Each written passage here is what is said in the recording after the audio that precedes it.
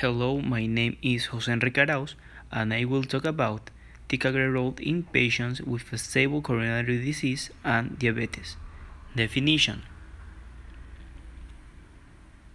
ticagrelor is an antiplatelet medication that is used for the prevention of arterial thrombosis, a stable coronary heart disease in the to poor circulation block the blood vessels in the heart.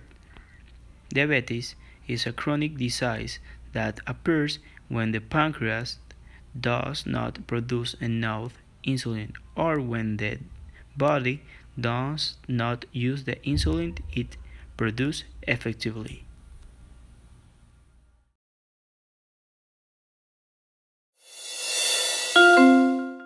So the THEMIS trial is actually the largest trial of diabetes done to date. Over 19,000 patients randomized to either ticagrelor or placebo on top of low-dose aspirin.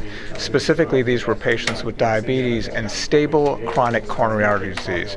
Patients with prior myocardial infarction or stroke were excluded. So these were patients who didn't have an indication for DAPT, who were randomized to ticagrelor or placebo and followed for a median of a little bit over 3.5 years. What we found in the primary composite endpoint of cardiovascular death, MI, or stroke was a significant 10% relative risk reduction. And we didn't really just stop there. There was, of course, an increase in major bleeding, as one would anticipate for a potent antiplatelet versus a placebo. But we wanted to see what patients within the overall large THEMIS trial might be the ones where we would rarely recommend use of either reinitiating or continuing aspirin, ticagrelor, or dual antiplatelet therapy in general. And what we found was that in the large pre-specified subgroup of patients with previous percutaneous coronary intervention, THEMIS PCI, there was a 15% relative risk reduction that was statistically significant and a bleeding profile that was a bit better than in the patients without PCI. There was still an increase in major bleeding, but no increases in fatal bleeding or intracranial bleeding or the most worrisome forms of bleeding. So really what we've concluded then from THEMIS, and in particular THEMIS PCI, is in that patient with diabetes with apparently stable chronic coronary artery disease, they are still at high risk for events like heart attack, stroke, amputation. The addition of ticagrelor to low-dose aspirin can reduce those events, but the physician does need to be careful to select patients that are at low bleeding risk. And in patients with a history of previous PCI, a good thing there is if they've got a stent, that means de facto they've been exposed to dual antiplatelet therapy before, presumably haven't bled, and if that's the case, that they're proven to be at low bleeding risk, those are the sorts of patients where initiation of ticagrelor and aspirin or continuation of current DAPT in that patient with diabetes might be considered. I was wondering if you could discuss for a minute how you formulated this exploratory endpoint of sort of the catastrophic event that seemed like it was a patient-centered outcome, and what you found there in the overall population in the PCI subgroup, and sort of why you came to look at that endpoint and what it means.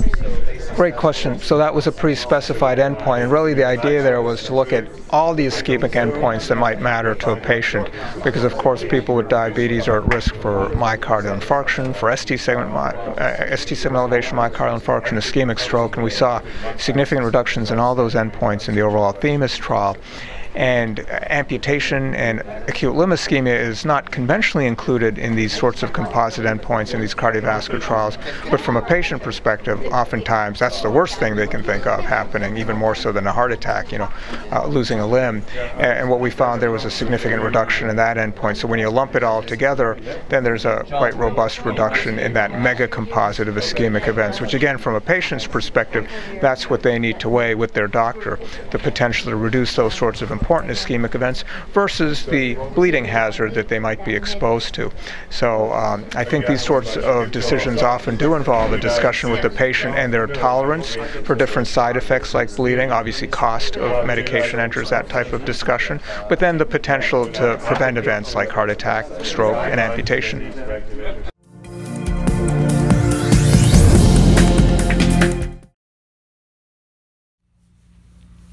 Application in medicine. Ticagrelor is an antiplatelet that is used alone or with aspirin to prevent fault heart or blood vessels problem in people who have a very strong heart attack or chest pain to prevent clots.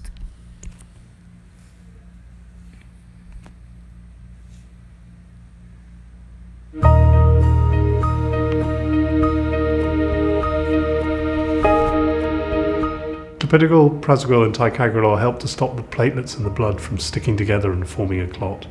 Because of this, they're called antiplatelet medicines. They work in a slightly different way to aspirin, which is why they can be taken together. After a heart attack, you'll be usually started on one of these medicines together with aspirin. This combination of medicines is effective in helping to reduce the risk of a further heart attack.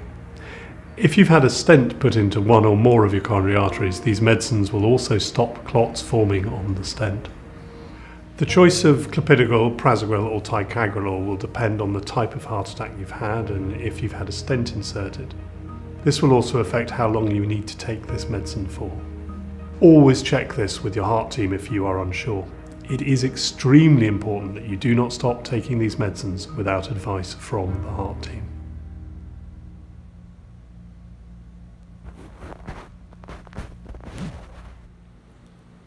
Pros and cons. Pros.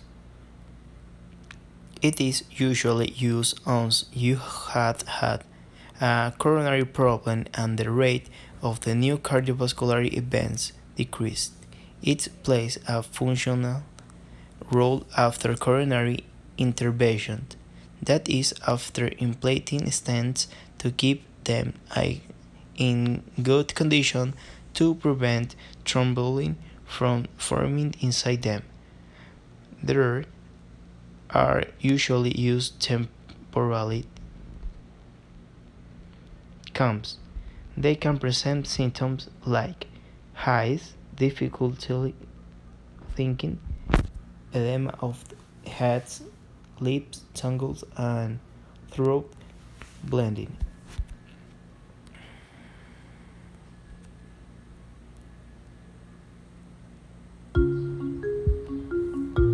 Take diabetes to heart. Linking diabetes and cardiovascular disease.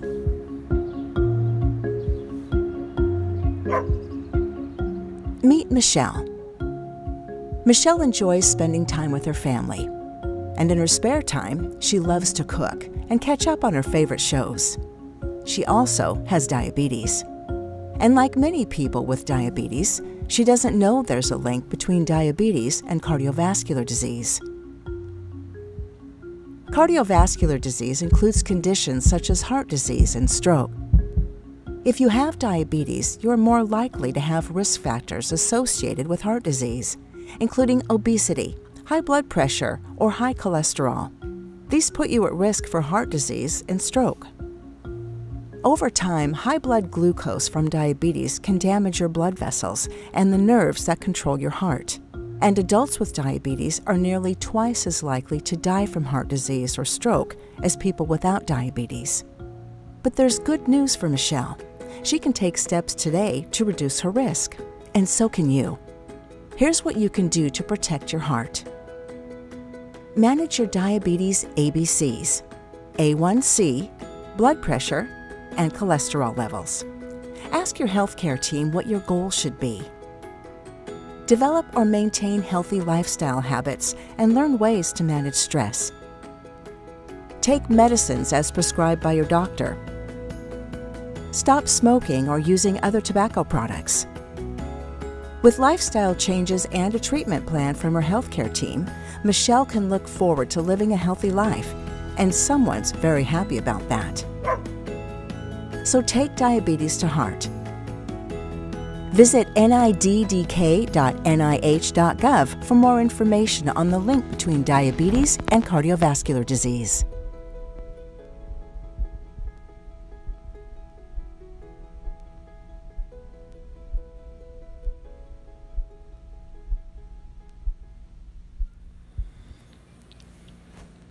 Easy applied in Ecuador. 80 patients received treatment with ticagrelor. 42% present a clinical picture of a stable ischemic heart disease, and 58 with acute coronary syndrome, rewarding major adverse events. Death occurred in 2.5% during the first 7th day of hospitalization.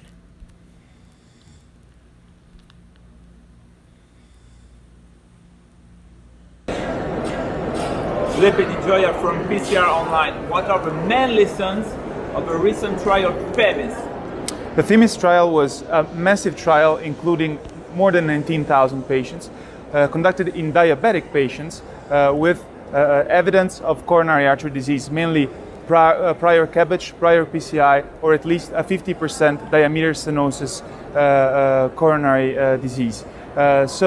These patients were randomized to receive either ticagrelor on top of aspirin or aspirin alone. And actually, after a follow-up of 4 to 5 years, there was a modest significant benefit of ticagrelor on top of aspirin with a 0.7% difference and an hazard ratio of 0.9 with the higher confidence interval of 0.99, so almost touching the unity line. Conversely, the use of ticagrelor was associated with a significant increase in major bleeding, minor bleeding, and bleeding seeking medical attention.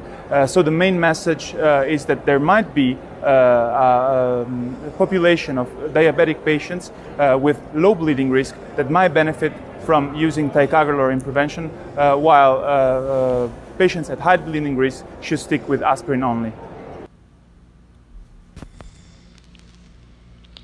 In conclusion,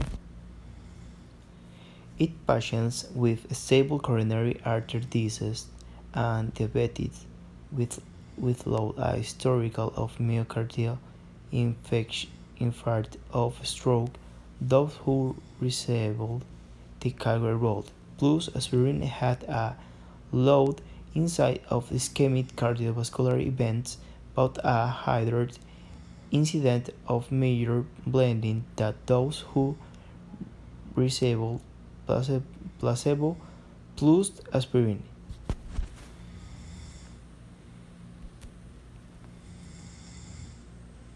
Hi, we are here in Paris with Pierre Sabouret for commenting the trials of the ESC Congress with PCR Online. Pierre, what are the results of the THEMIS and THEMIS PCI clinical trials? So we'll focus on THEMIS PCI. THEMIS PCI is a randomized clinical trials evaluating the benefits of dual platelet antitherapy with ticagrelor and aspirin versus aspirin alone. When you see the results, you have a net clinical benefits with a combination of ticagrelor and aspirin only with patients with an history of PCI. You have no benefits where there's no history of PCI because you have a reduction of ischemic events, but an increase of major bleeding. But for patients with an history of PCI, you have a net clinical benefit of 1.5%. That means that you reduce ischemic events with low risk of major bleeding.